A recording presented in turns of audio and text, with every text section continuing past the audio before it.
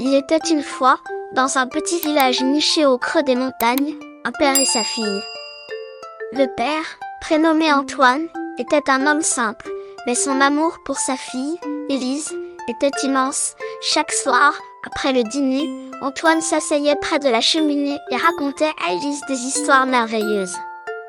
Il lui parlait des étoiles qui brillaient dans le ciel, des rivières qui chantaient doucement leur mélodie, et des arbres qui murmuraient des secrets millénaires. Élise adorait ces moments. Elle se blottissait contre son père, écoutant chaque mot comme s'il s'agissait d'un trésor précieux.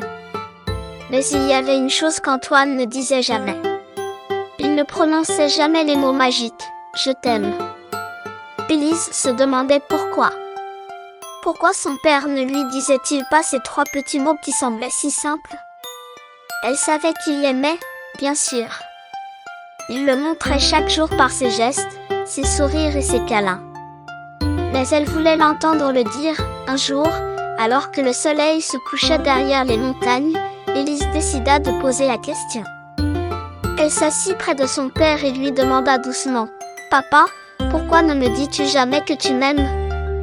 Antoine la regarda, ses yeux bleus emplis de tendresse. Il prit une profonde inspiration et commença à parler « Ma chérie, tu sais, les mots sont parfois fragiles. Ils peuvent s'envoler comme des oiseaux et se perdre dans le vent. Mais l'amour, lui, est éternel. Il est là, dans chaque regard, chaque geste, chaque sourire. Je ne te dis peut-être pas souvent que je t'aime, mais sache que mon cœur te le murmure chaque jour. » Élise sourit. Elle comprenait maintenant. Son père était un homme de peu de mots, mais son amour était immense.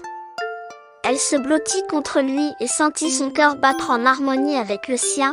Les années passèrent, et Élise grandit. Elle se maria, eut des enfants, et devint à son tour une mère aimante. Mais elle n'oublia jamais cette leçon de son père. Parfois, les mots ne sont pas nécessaires.